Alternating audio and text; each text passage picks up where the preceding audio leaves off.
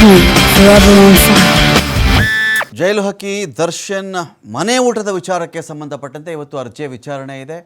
ಜೈಲೂಟನೇ fix ಆಗಿಬಿಡುತ್ತಾ ಅಥವಾ ಮನೆ ಊಟಕ್ಕೆ ನ್ಯಾಯಾಧೀಶರು ಅನುಮತಿಯನ್ನು ಕೊಡ್ತಾರ ಅಂತ ಪ್ರಶ್ನೆ ಇದೆ. ಇಲ್ಲಿ ಜೈಲೂಟನೇ ಫಿಕ್ಸ್ ಆಗಿಬಿಡುತ್ತಾ ಅಂದರೆ ದರ್ಶನ್ ಏನು ಕೇಳಿಕೊಂಡಿದ್ದಾರೋ ಇದಕ್ಕೆ ಸರ್ಕಾರದ ಆಕ್ಷೇಪಣೆಗಳ ಆಧಾರದ ಮೇಲೇ ತೀರ್ಪೇನಾದರೂ ಕೊಟ್ಟುಬಿಟ್ರೆ, ಪರ್ಮಿಷನ್ ಕೊಟ್ಟುಬಿಟ್ರೆ ಇಲ್ಲ ಏನು ಅವಶ್ಯಕತೆ ಇಲ್ಲ ಅಂತ. ಕಾರಣ ಇಷ್ಟೇ, ನಮಗೆ ಜೈಲಲ್ಲಿ ಅದೋಗ್ತಾ ಇಲ್ಲ, ಇದೋಗ್ತಾ ಇಲ್ಲ, ಅದು ಸರಿ ಇಲ್ಲ, ಇದು ಸರಿ ಇಲ್ಲ ಅಂತ ಬಂದಾಗ, ಆ ಒಂದು ವಿಚಾರ ಬಂದಾಗ, ಊಟ ಸರಿ ಇಲ್ಲ ಇವೆಲ್ಲ ಬಂದಾಗ ಅದಕ್ಕೆ ಪೂರಕವಾಗಿರತಕ್ಕಂಥ ವೈದ್ಯಕೀಯ ದಾಖಲೆಗಳನ್ನು ವಿಚಾರಣಾಧೀನ ಖೈದಿಯಾಗಲಿ ಅಥವಾ ಖೈದಿಯಾಗಲಿ ಕೊಡಬೇಕಾಗುತ್ತೆ.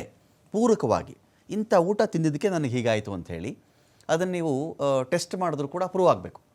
ನನಗೆ ಇಲ್ಲೇನೋ ಊಟ ತಿಂದೆ, ನನಗೆ ಇದು ಸರಿ ಹೋಗ್ತಾ ಇಲ್ಲ ಅಂಥೇಳಿ. ಹಾಗಾಗಿ ಇಲ್ಲಿ ಏನಾಗುತ್ತೆ, ನನಗೆ ಸುಮ್ಮನೆ ಊಟ ಇಷ್ಟ ಆಗ್ತಾ ಇಲ್ಲ, ಸುಮ್ಮನೆ ಸರಿ ಇಲ್ಲ, ನನಗೆ ಮನೆ ಊಟನೇ ಬೇಕು, ರುಚಿ ರುಚಿಯಾಗೇ ಇರಬೇಕು, ಹಾಗಿರಬೇಕು, ಹೀಗಿರಬೇಕು ಅಂತ ಹೇಳೋಕ್ಕೆ ಅಲ್ಲಿ ವಿಚಾರಣಾಧೀನ ಖೈದಿಯಾಗಿ ಬರಲ್ಲ. ವಿಚಾರಣಾಧೀನ ಖೈದಿಯಾಗದು ಹೇಳಕ್ಕೆ ಬರಲ್ಲ. ಕಾರಣ ನ್ಯಾಯಾಂಗದ ವ್ಯಾಪ್ತಿಯಲ್ಲಿದೆ. ಒಂದು ಕೇಸ್ನ ವಿಚಾರಣೆ ನಡೀತಾ ಇದೆ, ಒಂದು ಕೇಸ್ನ ತನಿಖೆ ನಡೀತಾ ಇದೆ. ಈ ಸಂದರ್ಭದಲ್ಲಿ ಆ ಥರ ಹೇಳಿದಾಗಲೂ ಕೂಡ ಪೂರ್ವಕವಾಗಿ ಏನಾದರೂ ಕೊಡಬೇಕಾಗತ್ತೆ. ಕೆಲವೇ ಕ್ಷಣಗಳಲ್ಲಿ ಹಾಸಿಗೆ, ಮನೆಯೂಟ, ದಿಂಬು ಎಲ್ಲದರ ಬಗ್ಗೆ ತೀರ್ಪು ಕೂಡ ಪ್ರಕಟ ಆಗಬಹುದು. ದರ್ಶನ್ ರಿಟ್ ಅರ್ಜಿಗೆ ಆಕ್ಷೇಪಣೆಯನ್ನು ಸರ್ಕಾರಿ ಪರ ವಕೀಲರು ಸಲ್ಲಿಸಲಿದ್ದಾರೆ, ಆಲ್ರೆಡಿ ಸಲ್ಲಿಸಿದ್ದಾರೆ ಕೂಡ. ಸ್ವಾಮಿ, ದರ್ಶನ್ ಸಲ್ಲಿಸಿರ್ತಕ್ಕಂಥ ಅರ್ಜಿನೇ ಊರ್ಜಿತವಲ್ಲ, ಈ ಕ್ರಮವೇ ಸರಿ ಇಲ್ಲ ಅಂತ ಸರ್ಕಾರದ ಆಕ್ಷೇಪಣೆಯನ್ನು ಕೇಳಿ ಇವತ್ತಿಗೆ ವಿಚಾರಣೆಯನ್ನು ನಿನ್ನೆ ಹೈಕೋರ್ಟ್ ಮುಂದೂಡಿತ್ತು.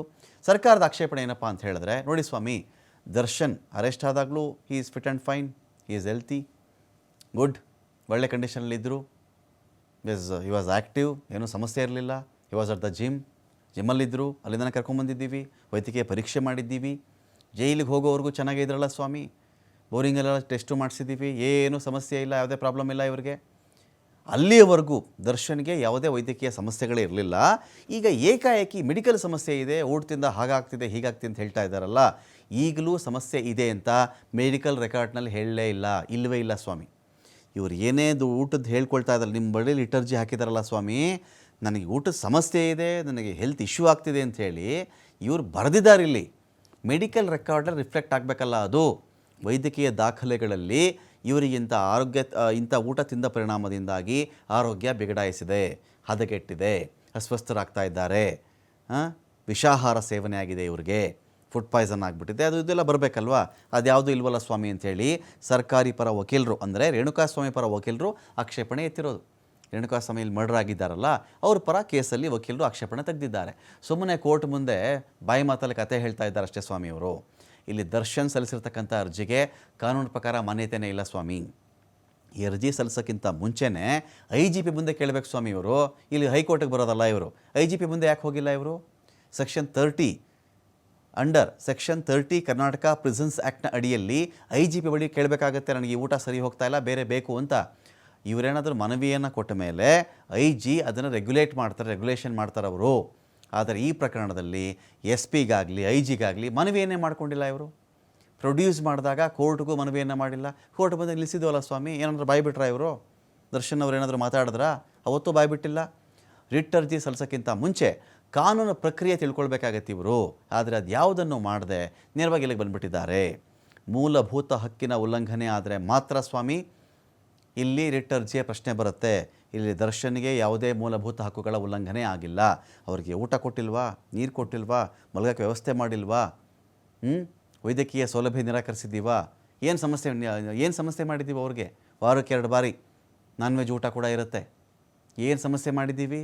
ಏನೂ ಮಾಡದೇ ಇದ್ದಾಗ ಮೂಲಭೂತ ಹಕ್ಕಿನ ಉಲ್ಲಂಘನೆ ಪ್ರಶ್ನೆ ಬರಲ್ಲ ಸ್ವಾಮಿ.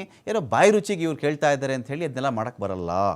ಹೀಗಾಗಿ ಸರ್ಕಾರಿ ವಕೀಲರ ಈ ಒಂದು ಆರ್ಗ್ಯುಮೆಂಟ್ನ ಮೇಲೇ, ಈ ಒಂದು ವಾದದ ಮೇಲೇ ತೀರ್ಪು ನಿಂತ್ಕೊಂಡ್ರೆ ದರ್ಶನ್ಗೆ ಮನೆ ಊಟ ಸಿಗಲ್ಲ. ಮನೆ ಊಟ ಮತ್ತು ಬಟ್ಟೆ ಕೊಡಲಿಕ್ಕೆ ಇರ್ತಕ್ಕಂಥ ಅವಕಾಶಗಳ ಉಲ್ಲೇಖವನ್ನು ಕೂಡ ಮಾಡ್ತಾರೆ. ಹೌದು, ಹಾಗಾದರೆ ಮನೆ ಊಟ ಬೇಕು, ಬಟ್ಟೆ ಬೇಕು ಅಂತ ಬಂದಾಗ ಜೈಲಿನ ಯಾವ ನಿಯಮಗಳ ಅಡಿಯಲ್ಲಿ ಕೊಡಬಹುದಾಗುತ್ತೆ ಅಂತ ಕೂಡ ಹೇಳ್ತಾರೆ ಇವರು. ನೋಡಿ ಸ್ವಾಮಿ, 1974ರ ಪ್ರಿಸನ್ ರೂಲ್ಸ್ ಪ್ರಕಾರ ಚಾಪ್ಟರ್ 12 ಇದರಲ್ಲಿ ಡಯಟ್ರಿ ಪ್ಲಾನ್ ಅಂತ ಒಂದಿದೆ ಸ್ವಾಮಿ. ಟ್ರಯಲ್ ಪ್ರಿಸನರ್ ಅಥವಾ ನಾನ್ ಟ್ರಯಲ್ ಪ್ರಿಸನರ್, ವಿಚಾರಣಾಧೀನ ಖೈದಿ ಅಥವಾ ವಿಚಾರಣೆ ಇಲ್ಲದೆ ಇರತಕ್ಕಂಥ ಖೈದಿ, ಇಂಥವ್ರಿಗೆ ಒಂದು ಅವಕಾಶ ಇರುತ್ತೆ. ಏನಂತ ಹೇಳಿದ್ರೆ, ಅವರಿಗೆ ಆರೋಗ್ಯ ಸಮಸ್ಯೆಗಳಿರಬೇಕು ಸ್ವಾಮಿ.